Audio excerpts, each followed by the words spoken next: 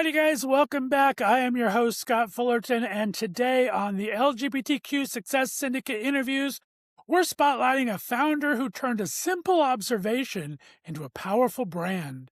In doing so, he created a community where it hadn't existed before. David Morgenstern's a Cleveland native now living in Portland, Oregon. And after building experience inside one of the biggest brands on the planet, Nike, David stepped out to build a brand of his own. Gaddies is an apparel line and lifestyle brand created specifically for our gay dads. It's a niche market that had been largely overlooked, underserved, and unseen until now. What started as a simple idea, create connection where connection was missing, has grown into a movement that celebrates fatherhood, queer visibility, and chosen family. David's also a proud dad, a loyal Cleveland Cavaliers fan, a lifelong lover of 80s and 90s R&B, which honestly feels like the perfect soundtrack for building a brand. Let's welcome for the first time to the show, Mr. David Morgenstern. David, how are you, sir? I'm doing excellent. And yourself? I appreciate you coming on, my friend. We've been friends on social media, on LinkedIn for quite a while. So impressed with all the work you're doing. We have a lot of real estate in common, you being here from Cleveland, where I've been banished for the last 25 years, and now living in Portland, where I lived for 4 years. So it's great to connect and learn about this fantastic brand you're building. Yeah, I'm excited for the conversation. Well, it's exciting. Talk about the beginning of it. What was the moment you realized that gay dads needed something that hadn't even existed yet? Yeah, two things. I think number one, I was very overworking with straight people, and I was ready to do something focused on the queer community. And I knew whatever I wanted to do next was going to be my focus there. And then as I became a parent and just became aware of how isolating being a parent is and how isolating being a queer parent is, I wanted to find a new way to connect and build community. And the inspiration for the brand happened at the park. I live in Portland, Oregon, and so it's very difficult to tell. Are they hipsters? Are they queer? What's going on? And I thought, what if we had a way to signal to one another who we were and sort of take the hanky from the back pocket and put it on the head, if you will. And that was the inspiration to think about building clothing, building something that would allow us to gay dads and queer parents to find community in real life. Then I made up the word Gaddy or gay daddy and turned that into Gaddies and started this last year. I love that. You're dating us with the handkerchief reference. I mean, I'm older than you, but still, knock that off, David. Let's talk about, I talked about you working at Nike for a while, which is one of the most sophisticated branding machines in the world. What lessons were you able to carry from them as you started to build this brand and go about creating Gaddies?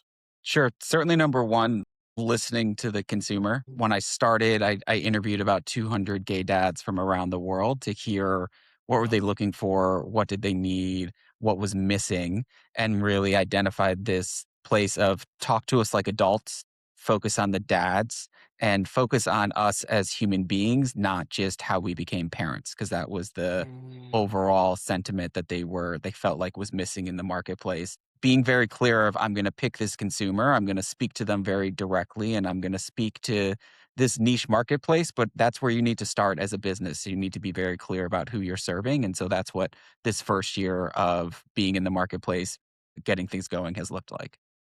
Well said. And I mean, many entrepreneurs talk about finding a niche. You actually created one, Uh-huh. named one. Uh-huh. What was claiming the space so important? You talked about it for a second, but why did you think this space needed to be done? People, when they think about gay parents, don't always think about gay dads. It's becoming a lot more prevalent now, but it Yeah. has been the culture for a while, right? Well, number one, gay and queer dads have always existed.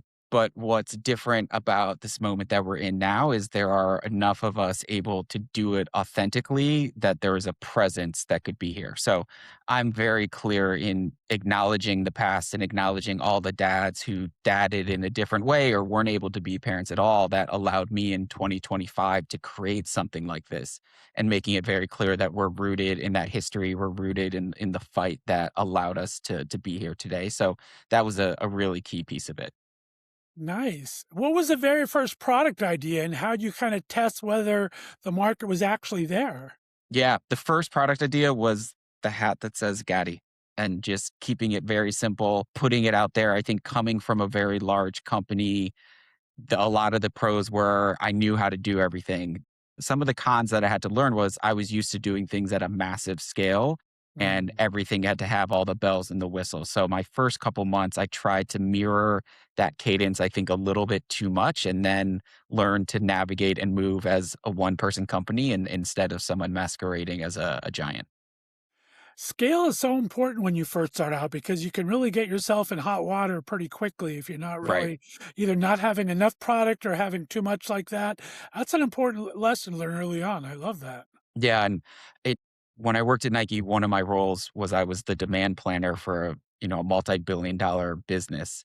And I will say demand planning for a weekend queer festival was a bajillion times harder because you didn't want to bring too much. You didn't want, you're sort of talking that out. So getting out into the marketplace, seeing what was landing, and then using some of those in-person events to help me figure out where do I take inventory? How do I build this out? What does the product not line need to look like? Too much, too little, all the things that the first year in your business you should be answering, but at the time, feel very, very overwhelming and feels like you should have the answer, even though there's no way for you to do that. Sure. What was your own experience as you grow through fatherhood with your husband? How has that shaped the tone and voice of the brand? Has anything changed much as you learn and grow as a daddy, or you kind of have it written out and you're just kind of updating as you go? How does that happen?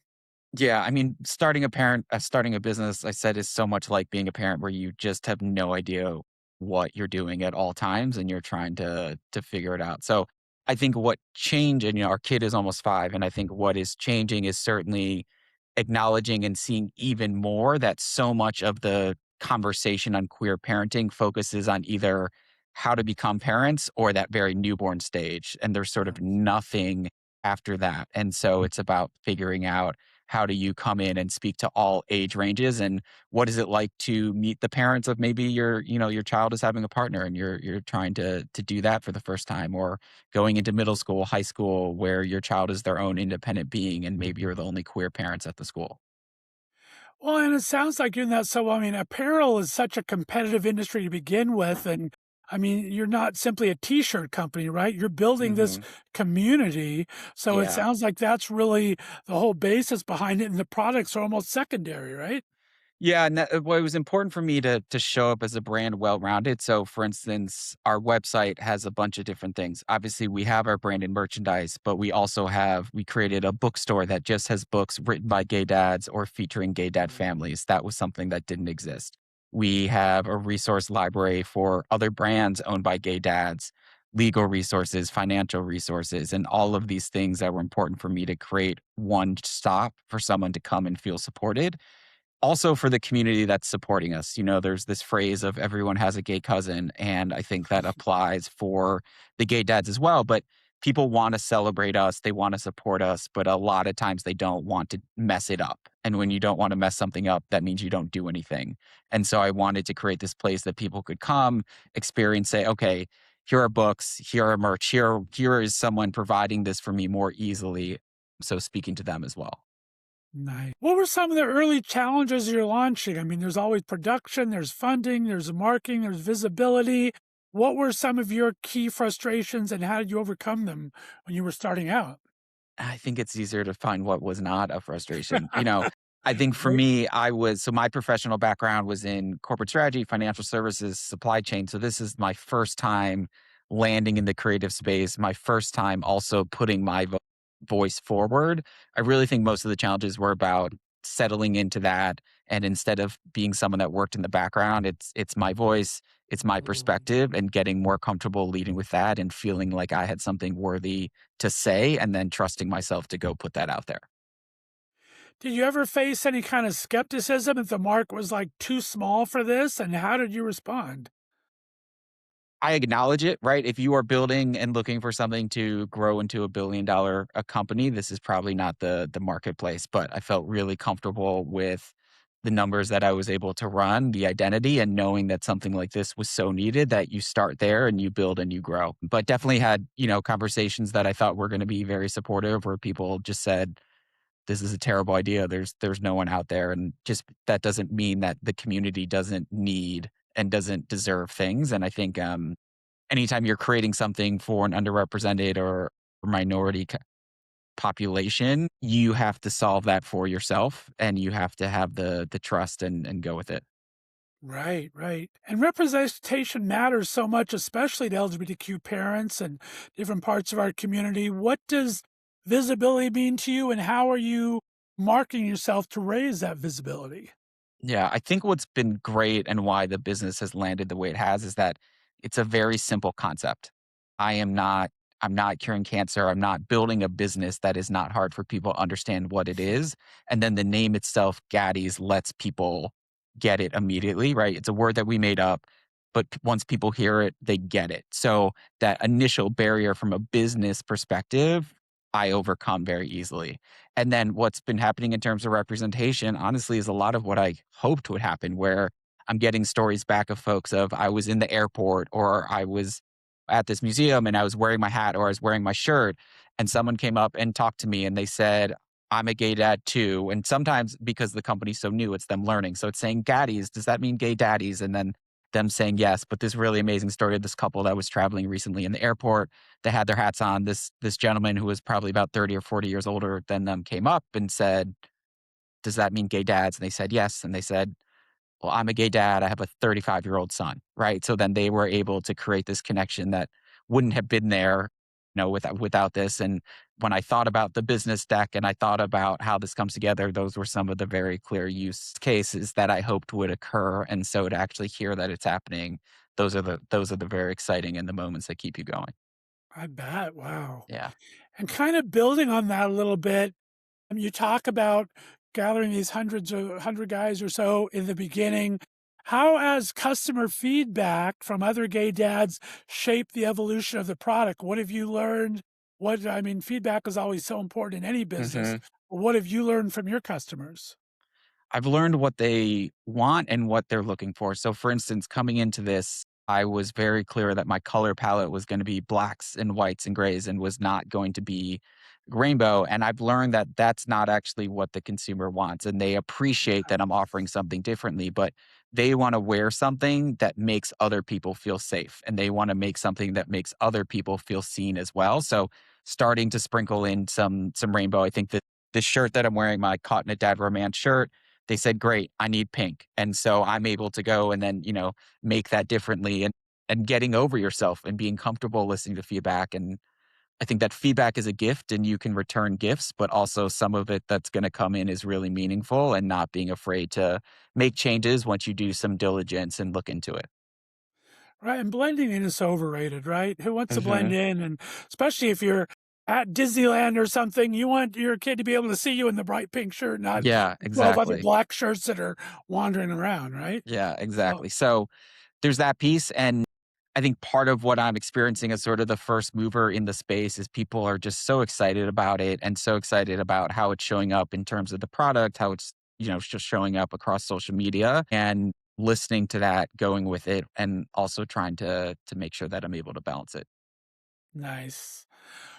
What's been maybe the most unexpected reward of creating Gaddy so far?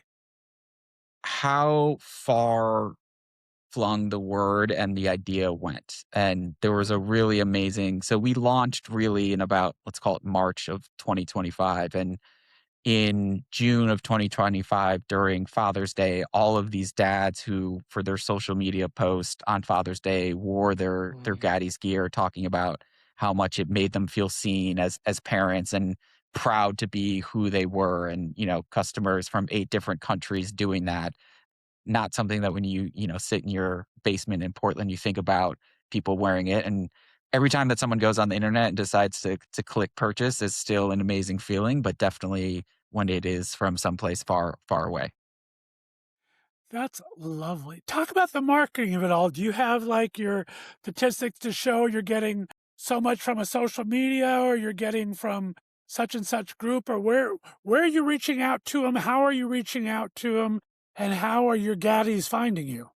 Yeah. So when I talked to, a couple hundred dads during my research, I asked, where are you spending time? What apps are you using? What websites are you using? And that's where I focus my energy.